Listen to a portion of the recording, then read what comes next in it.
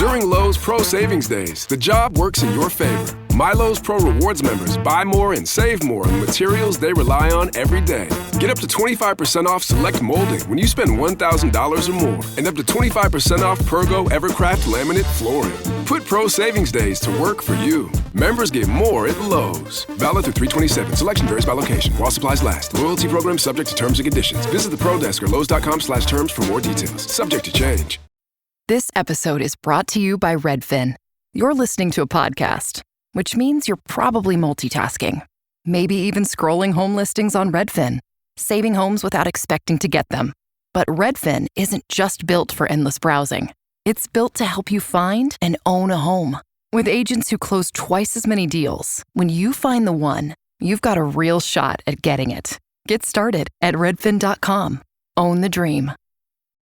This episode is brought to you by State Farm. Listening to this podcast? Smart move.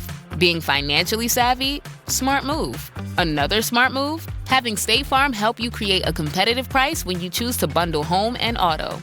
Bundling, just another way to save with the personal price plan. Like a good neighbor, State Farm is there. Prices are based on rating plans that vary by state. Coverage options are selected by the customer. Availability, amount of discounts and savings, and eligibility vary by state. You know you need fiber for a healthy gut, but do you actually know how to get it? Quaker's been serving up fiber since 1877, with over 100 great-tasting, good source of fiber options to choose from. Whether you like old-fashioned oats, instant oatmeal, granola, or oatmeal squares, Quaker makes it delicious. So good. Get your fiber with Quaker. Shop Quaker's good source of fiber products at a store near you. Zootopia 2 has come home to Disney+. Let's go! Get ready for a new case. We're the greatest partners of all time! New friends. Gary the Snake. And your last name? The Snake. Dream Team. New habitats. Zootopia has a secret reptile population. You can watch the record-breaking phenomenon at home. Zootopia 2, now available on Disney+, rated PG. And right now you can get Disney Plus and Hulu for just $4.99 a month for 3 months with a special limited time offer. Ends March 24th. After 3 months, plan auto renews at $12.99 a month. Terms apply.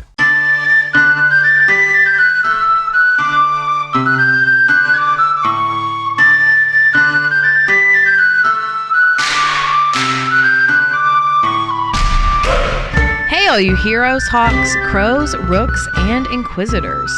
Welcome to the Dragon Age Lorecast, where we unpack, discuss, and theorize about all the lore behind the Dragon Age series. We are so excited to bring you this podcast. Every episode will be covering a different topic in the Dragon Age universe, from character deep dives to exalted marches and elven gods. We'll cover it all. There will be spoilers. And always remember, swooping is bad.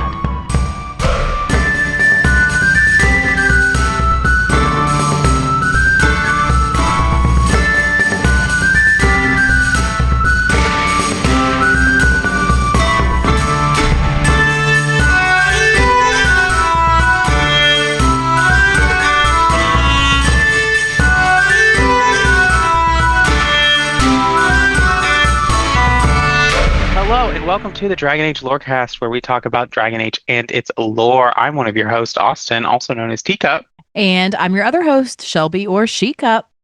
That you are, and we're here for an exciting patron chat episode.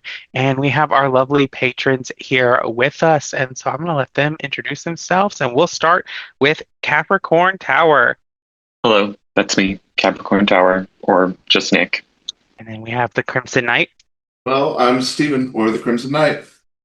Yeah, thank you both for being here, and we're here to talk about some Dragon Age, and I'm just going to turn it over to Shelby to tell us what we're talking about. Yeah, so our topic for today, I think we've done something similar before where we created our own origin for Dragon Age Origins. But today we're going to be talking about creating our own origin for the Veilguard. But like we're kind of thinking in terms of what if the origins were actual origins? What if they were actually fleshed out instead of just like a background? So that's kind of the topic. It can be anything. Anything you want, just make sure to give, a good number of details. So whoever wants to go first. Yes, I can go first. Okay. Yeah, so I guess building off one of my main critiques of Veilguard's use of the different races slash lineages is that they don't really have a lot of race specific dialogue or anything like that. So I kind of wanted to focus more on origins that were restricted based off like where the character comes from and that sort of thing. And so, my idea was for Kunari, of course. I suppose that was probably predictable in my case. Would be origin for someone that is part of the Qun to be what I think would probably be a Ben Hasrath agent of some sort who investigates why the Antam went rogue and what they're doing. That sort of thing could probably play through some kind of you could even go further in the past and play through a mission scenario where they did their first breakaway from the rest of the Qun. Maybe you have to save Sten or something and prevent him from being killed by the different, I guess, lesser Arashok people. But yeah, I think maybe it could be this whole sort of learning a little bit too late that there's this massive sort of betrayal that's going to happen and trying to stop it, but failing to do it in time. I feel like that would be interesting because you would be able to finally be able to play as a Kunari that has been a part of the Qun the whole time, and also provide more background on why the Antam split away. I do ultimately, even though I don't think the Veilguard portrays it very well, I do think the Antam breaking from the rest of the Qun makes sense because you have this entire population of people who have been socialized only to view their philosophy through the lens of war. So I think it makes sense for them to be very impatient and to be like, well, what's this diplomacy shit? We're going to break away and we're going to enforce the Qun by force, like we've been taught to do since birth. And I think that makes sense. I just don't think it was executed super well in the Veilguard. They kind of just made them into Tal Fashoth in a sense, just rogue cells of Kunari just doing whatever they want. And I just feel like this could be a setup both for a character that we haven't really had the ability to play as before, but also as a way to sort of bridge that gap in the narrative between the Antam leaving and where we see them in the Veilguard. I very much agree with that. And this is kind of similar to someone's submission that I have to read later. But I do think that is one of the biggest failures of the Veilguard is how the Kunari are portrayed. But I agree with you, the splitting of the Antam does make sense. It does. And we that was foreshadowed into Winter Nights. That had already, actually, that's not even foreshadowing. That had already happened. It was coming. It was on the road. We just weren't there yet. But it just wasn't explained very well in the Veilguard. And I just feel like, and I know this is kind of off topic, but it just seems to me like the Veilguard was a first draft. And if it had gone through further revisions, we could have gotten those explanations. We could have, tweaked that stuff, the introduction of the Kunari, how the Kunari behave in the Veilguard to make more sense, like you're saying. Mm-hmm. I do think it would be interesting also to explore the possibility of mages under the Qun that are maybe not sort of imprisoned the way that they are as they appear in Dragon Age 2, because there's more to do there, I feel like, because we have evidence of, I think it's Sarath in Trespasser, who's this giant Kunari mage that was, I guess he was force-fed lyrium or something like that, and that's what made him huge. but accompanying the Vitasala. So I'm wondering if there's more interesting cases like that. Like if you were to do a Kunari mage in that origin, maybe there'd be more explanation about like different sort of side cases of how a mage can interact under the Qun. Well, and I would wonder in that kind of moment if like Bull's own experience with the Inquisition sort of changed the Ben Hasrith in that time. Like, because we know I mean, true. He goes back to like Parvalin and stuff. Like he doesn't just chill, even if you don't sacrifice the Chargers. Yeah, I think either in the case where he does go back to the Qun, but even if you keep the Chargers and he separates from the Qun, I feel like that's still a 10-year gap in between where we are in Trespasser and the beginning of Veilguard. So maybe there could be some sort of internal reckoning with how mages could be useful to the Qun in a way that isn't just dog on a leash. Mm-hmm. Like maybe there's more of an understanding of, oh shit, we're confronting some really powerful magics here, and the only way that we're going to be able to survive the coming storm is through our own magic. Mm-hmm.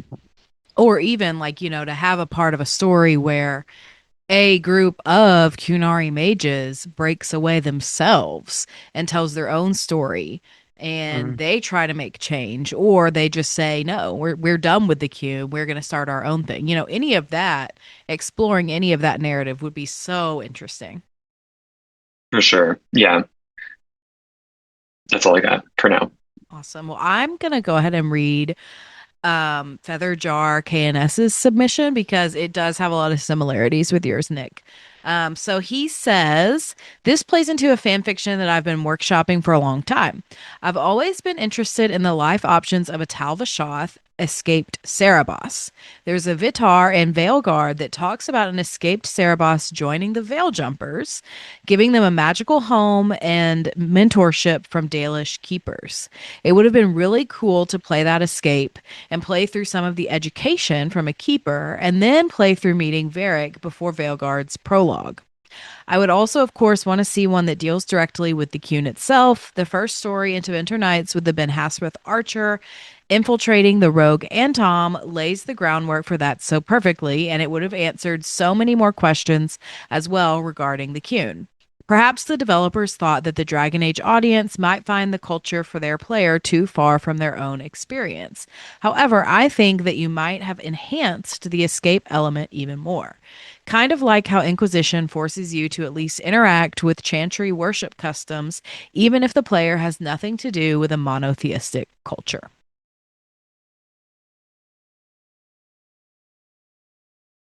Yeah, definitely some similarities there, and I agree with that. The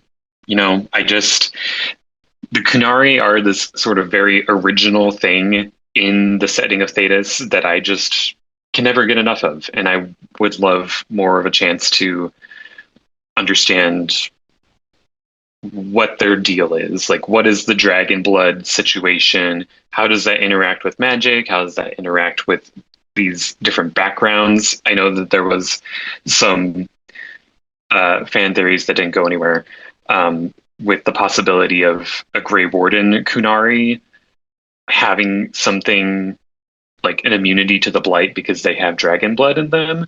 But ultimately, they didn't really go anywhere with that and didn't elaborate further. But there's space for that, and I think that would be interesting to explore. Mm-hmm. Yeah, I really like the escape narrative. I think I'll talk a little bit about that whenever I go, but agree. It would be really interesting also to see the interplay between a Kunari Tal Vashoth and an elf, especially with the theory that Gillenane herself is the one that combined dragon blood with elven blood to create the Kunari. Which, again, I know is just a theory, but it is canon for me and Austin, I think. Yeah. All right. Who wants to go next? I guess I'll go. Yeah. My idea is to have an executor background, because we don't really know much about them. And like some people may think that especially when it comes to character creation, the fact that we don't even know what they look like could be a detriment. But there is another game that kind of did something similar where there's not much character creation, and that's Divinity Original Sin 2 with the skeletons, the skeleton character. So I think it would be interesting to have a executor where you don't really have much options in the character creation. You don't even know what they sound like. And maybe like after the death of one of their own into Winter Nights where Solus kills them, they send another group to investigate, and they eventually find out what's going on, and maybe they come across Varric and his group getting attacked by Darkspawn, and help them out and decide to team up with them, and that's where it starts, where the game starts. I love that idea. It's so good. Just because for me, they are shrouded in mystery, kind of secretive, person, which also, we know BioWare's done that already with Tally in Mass Effect. Like, the Quarians have, they're all covered. But another thought I had while you were talking is, I think we talked about this like maybe season 4 of the podcast or something like that when we talked about the different species. There is this very niche codex entry called the Scaled Ones, and it's about this mysterious reptilian race that went to war with the dwarves. Like, I think it's in the Ancient Age. And I looked it up. It basically they are described as tall humanoids covered in scales with powerful jaws and sharp talons. I think it would be interesting if they were the executors and you could then become them in the Veilguard. That would be amazing. Yeah, that is an interesting idea. And also the fact that through dialogue, if you could be one of these characters, you could learn more about who the executors are. And everything, and maybe get closer to, if they did a Dragon Age 5, actually going to the land across the sea where they're from. Well, especially since we got that whole extra ending where allegedly the executors are in charge of everything bad that's ever happened in Thetis. I don't think I got that ending. You should look it up. It's a lot of people were really mad about it. I think people reacted really negatively to it because it felt like, I think it made people feel like their choices that they made in the games were not actually their choices, and that they were just, it was all a guise. Like, we were always being manipulated by the executors this whole time. But I think in reality, I think the truth of the matter is that we just played a whole game where we felt like, all of our choices from the previous 3 games didn't matter. And so this kind of felt like a knife in the back a little bit. I don't think the intention is, nothing ever mattered and the executors, they've just been plotting this whole time. I think it's just that, they've been pulling some strings in the background, and like, they see evil rising up in the world, and so to hurt Thetis, and they're going to encourage that. I don't think it's that they're, trying to make all the choices for you, but that's how a lot of people reacted to it. Fairly. I understand both sides. So basically red, blue, or green. Yeah. Yeah, exactly.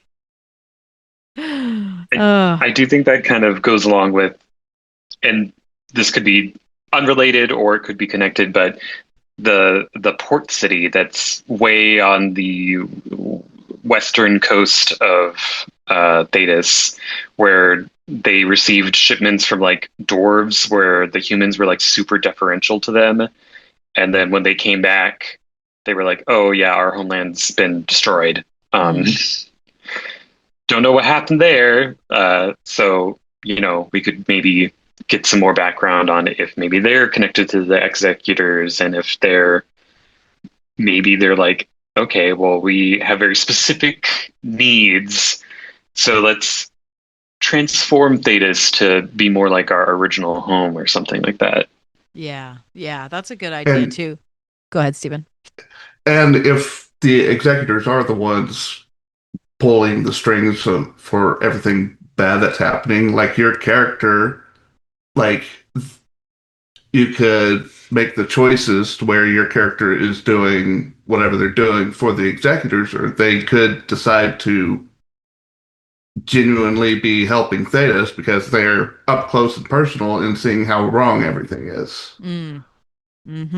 Yeah, that's the great thing about this, about any of our ideas that we've suggested so far, is that there really and truly are so many choices that we could make. It's such a rich setting. Especially I think the executors, because we truly don't know anything about them. We do have a lot of stuff to work with the Qunari. Like there's some boundaries that you would have to fit into, but with the executors, it's almost like an open book. Yeah, it's definitely interesting. I think it's definitely something that, given the importance that they wanted to like stress on them, is this like hidden ending. The fact that there's not really any mention of them, and if you're not really deep in the lore, like I'm going to assume most people who listen to this podcast are, you have no idea who they are. You watch that and you're like, who the heck are these people who do this? But it would be really interesting. Yeah, that's true. This is a very niche, deep lore conversation. But I also think, just going back to the choice thing, because that's what I'm focused on right now, I guess.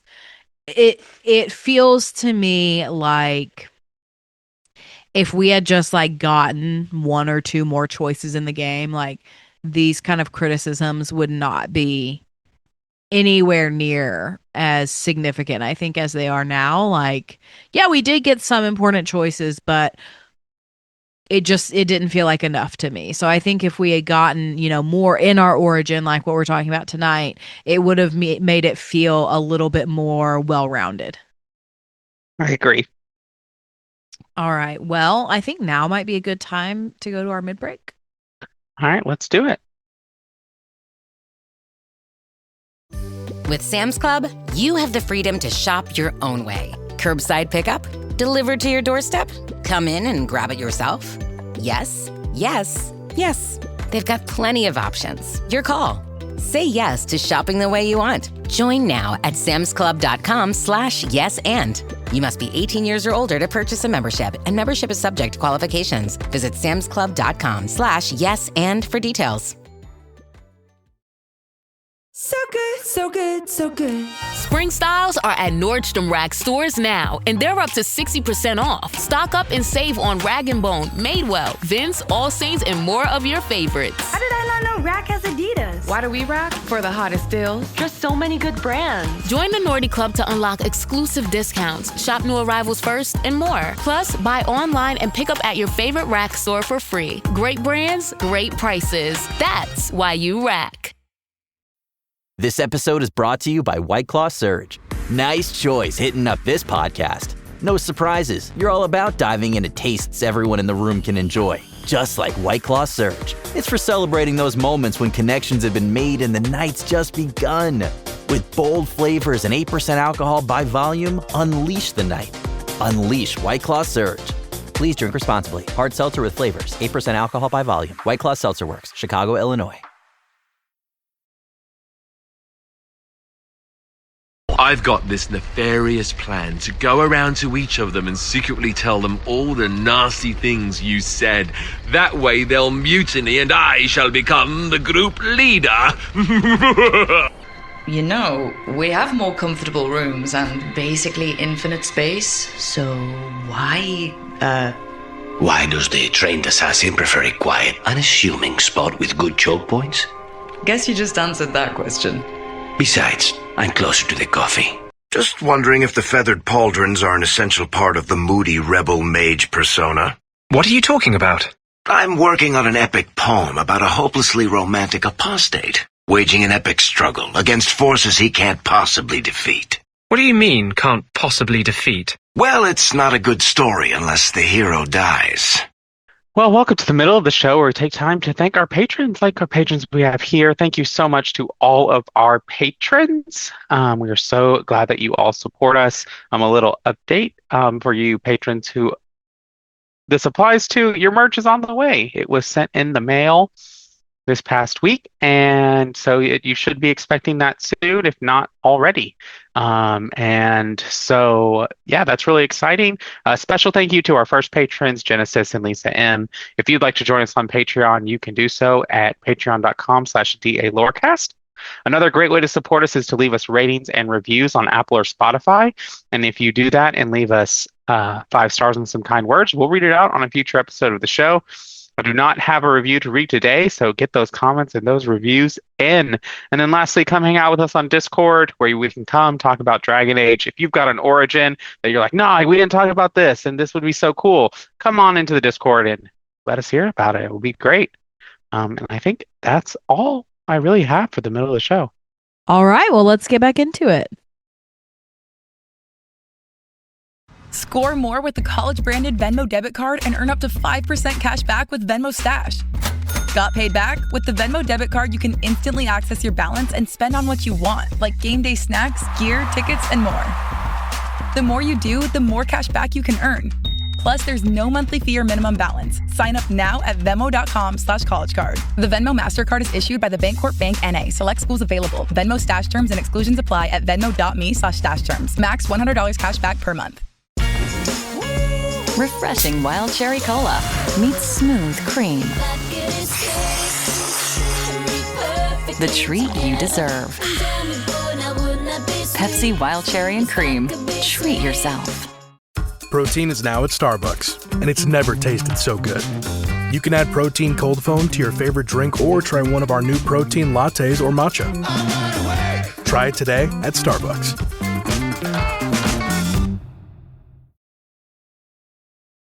My people have heard legends of the Grey Warden's strength and skill, though I suppose not every legend is true. That's really helpful. What are you, the elven god of sarcasm? Lies, treachery, and rebellion, depending upon the story. And how could I help? I do not have my ritual dagger. I cannot access my network of mirrors to travel from the lighthouse to anywhere in the world. All I can offer is what I know. Helpful advice from the elven god of, and I am quoting you here, lies, treachery, and rebellion. Depending on the story. You fear barbarians will swoop down upon you. Yes, swooping is bad. All right, Austin, it's you and me. All right. What do you want to go, or do you want? I'll do whatever you want. No, you decide. It's your I show. can go first. It's Okay. not my show. It's our show. I know. Okay, well, I had several ideas. But I think the most compelling one that I had is, since we're into Venter, I think it makes a lot of sense to have had a origin that would have been from Teventer itself, like a Teventer person. And so I'm specifically thinking of like a Teventer slave. And I think it would be a really compelling story. You would have to do it right, like full disclaimer, like this could be fraught if it's written badly. But I think a compelling story could be, you have a Teventer slave who has a master who is like a magister that's super into blood magic, obviously, like they all are. And this magister has been messing with something, probably, too much blood magic. And so when everything starts happening across the world, Solus is starting his ritual, whatever, and your magister is involved in this blood magic, something happens with the veil at your estate and shit hits the fan. Things go crazy. You might have the choice to kill your master or spare your master. But whatever, all that happens, and you go on the run and you become an escaped fugitive slave. And so then you have, the choice of whether, like, am I going to kill my master? Am I going to seek out revenge? Am I going to seek out like true paperwork to prove my freedom? Lots of like big quest opportunities that could tie in there. But I also am thinking about like, you can have a lot of ways that this could be affected your potential for diplomacy with the magisterium, as well as the potential for allies with some of the Teventer factions, or some factions that maybe wouldn't even, dare to come near you. I'm thinking of the Kalsharok dwarves, since we know that they are so tied in closely with the magisterium. They may not, I don't know how they would feel about a runaway slave. So I feel like this could be a really compelling story. It would have fit perfectly with the setting. And I think something like that would have really done a lot to dissuade a lot of the concerns that Teventer slavery wasn't taken seriously enough in the course of the main quest. Yeah, I think I definitely agree with that. We definitely needed a lot more Teventer love or hate, whichever way you want to take that, in the Veilguard.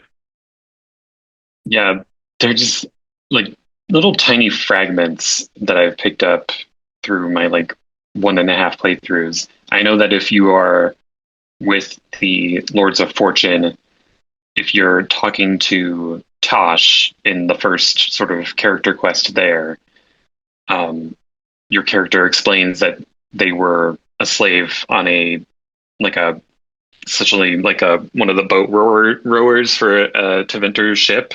But it doesn't go anywhere. They don't elaborate on it anymore. And I'm like, okay, so we're acknowledging that slavery exists in Teventer in this little tiny fragment of dialogue, but then it's nowhere to be seen in the rest of the game. And I'm like, what are we doing?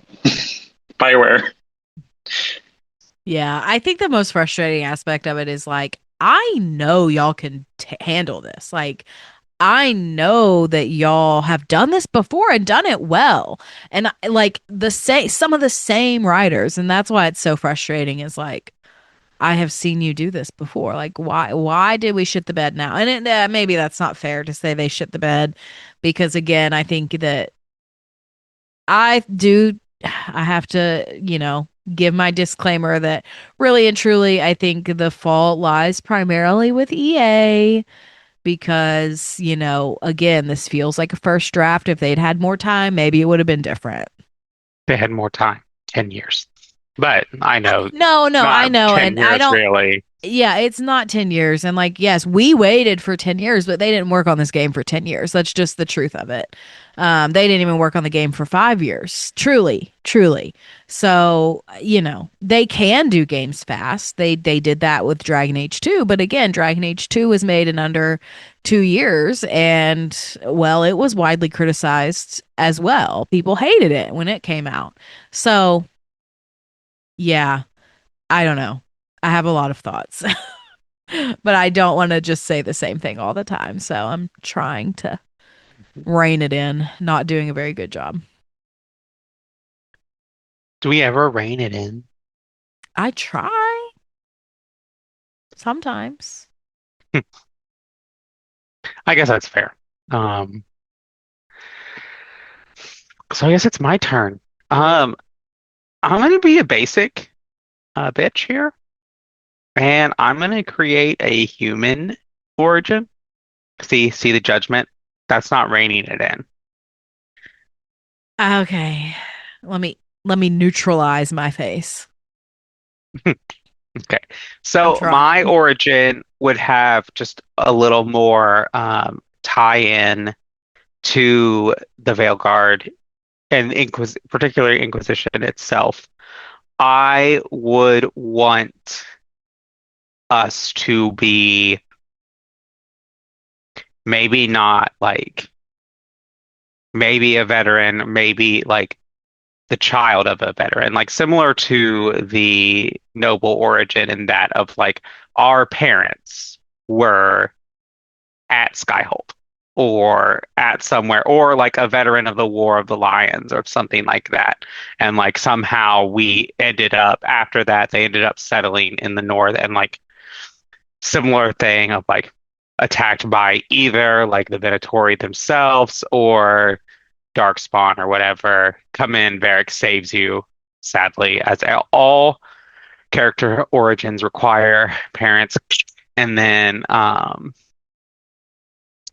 yeah, that's how you meet Varric. And I think that this would be a good tie-in of a like to make the Inquisition seem bigger than the 10 people or so people that we really interact with. If we count the Inquisitor, the companions, and then I guess 3 advisors. So 13 people. Just kind of like expanding that knowledge and saying like, oh, well, like we had all of this kind of building there. But I think with the origin in this thing is I would paint it that like you as the protagonist don't know that your parents are veterans of the Inquisition. I have a question. How does that work with the timeline? Because it's only been 10 years, right? You could have been 10 in Inquisition. Yeah, but then how would you not know that your parent was a veteran? I guess that's fair. You know what? That's too. You're putting logic into the thing. Okay, I'm sorry for trying to make it make sense. But I do like that idea of like a veteran of some other, big something, some conflict that we've discussed or, experienced in the games, whether it's, the Fifth Blight even, or the Inquisition, War of the Lions, Survivor from Kirkwall. That could be really interesting. Or you could have like, it would be interesting in another way of a noble to like be the child of a magister that's in there, and there's like this reveal that like, oh, your parent is working with Dorian and Maevaris to undo this, and now you've been targeted by the Venatori, and that's the kind of kickoff there. Or the child of like the one magister that went to the conclave as like the Teventer representative, and they were killed. Mm-hmm. Right. If there was one. I don't know if there was one, but I think for me, something I'm taking away from this conversation and just thinking about is like, there were so many, we did get a lot of origins in the Veilguard. We could be a Grey Warden, we could be a Veil Jumper, we could be a Mortalitas, Morn Watch, we could be could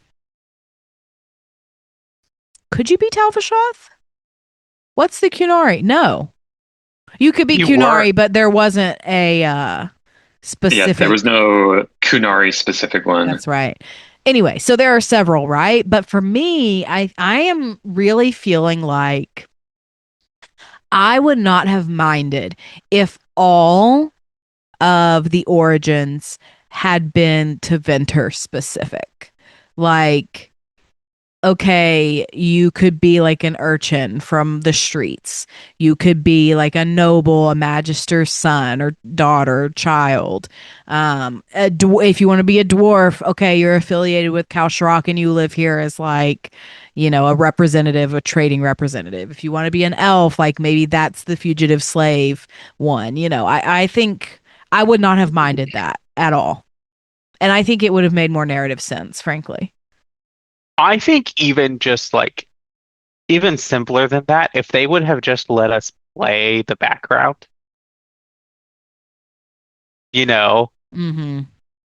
like as an intro, and then we get Varric's kind of like explanation of everything that happened that he does. Like we play that where we start at Wysop, we start with the Veil Jumpers, we start with the Lords of Fortune, we start with all these people of like explaining why we're distant from them.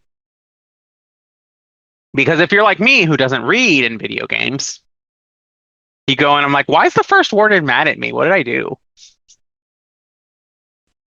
Yeah, I think that And then so it would be similar to Origins in that respect, but also I think it would have the opportunity, like with Inquisition, where you can sort of use dialogue to fill in the gaps in the rest of the background. Like obviously you would have your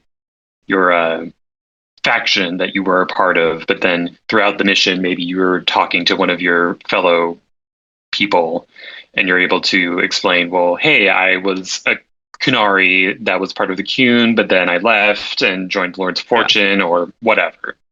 Yeah, I think that would have done a lot. You know, even just like for like ignorance of like if you're an elf and the wardens, like one of the early like people who are in that playing with you are like, oh, are you one of those Dalish or were you like whatever? I don't even know if there's an in-universe term for a city elf. Yeah, I guess they would just be like, so where are you from? Yeah. Yeah, I think it's just like also they would just call you a slur at that point. Mm-hmm. But I was going to say the sort of other like elephant in the room, I think it's the Kalsharok dwarves and having a dwarf specific origin. Because I just don't think it makes a lot of sense for a dwarf to be present in any of the factions that you can start in, except maybe the Grey Wardens.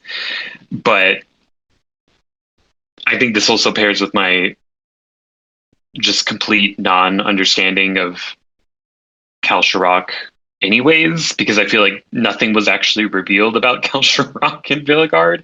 Like, I'm still not really sure what the conditions were that led to their survival of the collapse of the Dwarven Empire. Like, none of that's really explored in Veilguard, so I feel like having a dwarf-specific origin where you are from Kalsharok and it provides some sort of background into the history of how they survived and what they're doing now, that would be a huge help from a lore perspective. Agree completely for a number of reasons, but like primarily just thinking about this from like a game development perspective. Yes, like it would take more work, you know, you'd have to write the lines and you know, do all of that, but they already had the setting built. Kalsharok was going to be in the game anyway with Harding's side quests, so they easily could have reused those assets. It's not like they would have had to create the whole city for us to explore in an origin. So to me, that's like, okay, well, maybe that's worth it. But agree also on your other points about Kalsharok narratively. I think for me, the implication has always been that they were blighted in some way, but I don't think that's explicitly confirmed in Veilguard. It also would mean that we'd be able to visit Kalsharok more than twice in the game. Correct. Yes. I just feel like also, not to harp, but I feel like they just tried to give us like everything that we wanted, like every setting that we hadn't seen before. And they did that to a surface level. And, you know, it is a little bit of a misunderstanding of your audience because I think that the Dragon Age fandom would have been so much happier seeing like 2 places explored super deeply rather than 10 places explored to a surface level. Yeah. And I think that like this really comes down to like if we take Inquisition, it's really the first Dragon Age game where we go to multiple countries. But so much of Inquisition takes place in Orlais, and so much of the like lore and things that come from that are Orlais focused. Whereas like I feel like we learned nothing about everything. We went to Antiva and learned barely anything. We went to Tevinter and we learned barely anything. We went to Ravane and didn't even visit any of the Ravani cities or see the Ravani culture.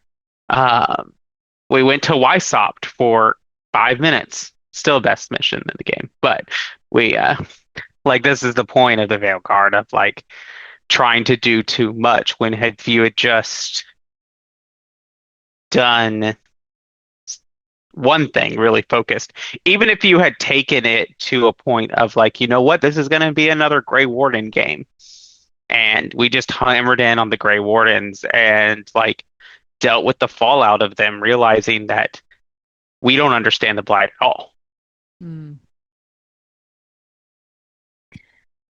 Yeah, but again, I do, to defend the writers a little bit. I understand the urge to, say, well, let's explore everything because we know this is probably the end, right? Mm-hmm. But on the other hand, this has always been their failing. Like, this was the issue with Origins and getting it out the door. Like, eventually EA just had to tell them, like, okay, this is the end date and this is when it's going out. You can't keep messing with it anymore. Like, they have never been good at reining in and focusing in on a few certain things. It's just, I think it's just part of BioWare's DNA is that they want to expand. Yeah, I think that's one of the reasons why, like, even though and visually, Kirkwall is very bland and repetitive, but like lore wise and writing wise, Kirkwall's pretty rich because they didn't have enough time to develop anything else and they had to focus in on one area. Yeah. Good point.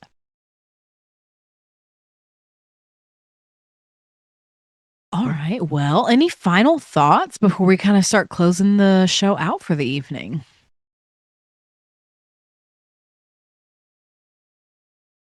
I feel like I need to go play Dragon Age 2 to remind myself why I like this franchise. You always say that. Maybe I'll replay Inquisition. Oh no, I have to play the new Pokemon game first. I also have to finish Expedition 33. And then also Steven's here making me want to play Original Sin too. So, which I also haven't finished. Oh, I got Div on the Switch, so you can play Divinity on the Switch too? Yeah, I actually haven't finished the game either. I need to replay both of them before the new Divinity game comes out. I know. I need to finish it before that too. We all know that Divinity 2 is just a Fort Joy simulator. No, I don't agree with that. Okay. This is we're way off topic. So I'm going to turn it back over to Austin to finish up the end of the show. All right. Well, I'm going to let y'all let people know where they can find you or plug anything you want going on. So we'll start with the Crimson Knight. Hey, I'm the Crimson Knight or Steven, and I'm just on Discord. Yep.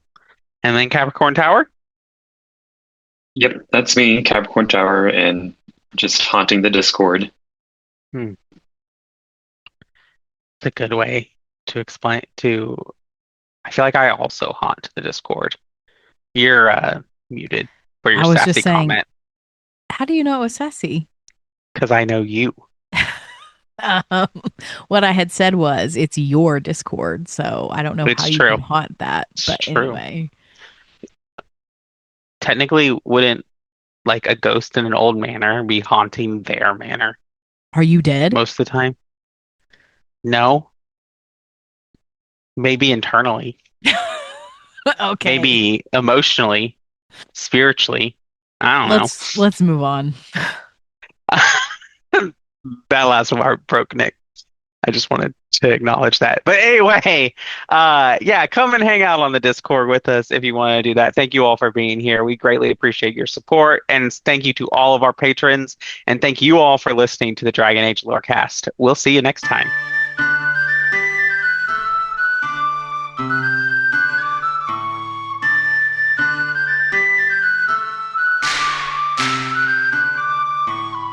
Thanks for listening to the Dragon Age Lorecast. If you have any lore questions, topics to cover, or side character suggestions, join the Cups Podcasting and More Discord server. It's the best place on the internet. You can also support the podcast financially and ensure its continuation by joining our Patreon at patreon.com/DALorecast.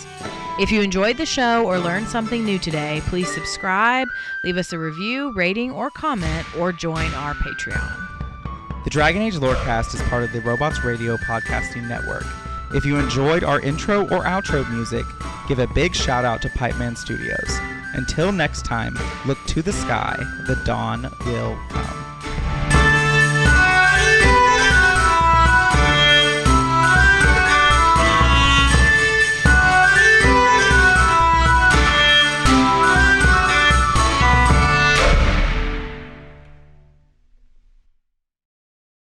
At Blinds.com, it's not just about window treatments. It's about you, your style, your space, your way. Whether you DIY or want the pros to handle it all, you'll have the confidence of knowing it's done right.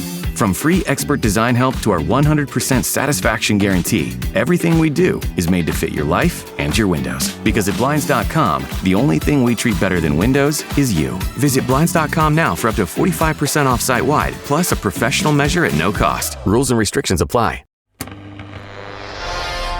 When a wasteland detective and a vault girl cross paths, no criminal is safe. You're both under arrest. Don't move a muscle if you know what's good for you. Based in Bethesda's Fallout series, follow Walter and Bunny as they traverse the Texas Commonwealth and New Vegas, busting big crime rings. We'll need all we can to expand into Vegas territory. And surviving anything the wasteland can throw at them. It's him! It's the Mothman! Featuring a series of nail-biting narratives and guest stars from across the Fallout community. It's anybody's guess what thrilling case is up next. War never changes, does it, Bunny? No, it certainly does not. True Vault Escapades, a Fallout audio drama. Available anywhere you get podcasts.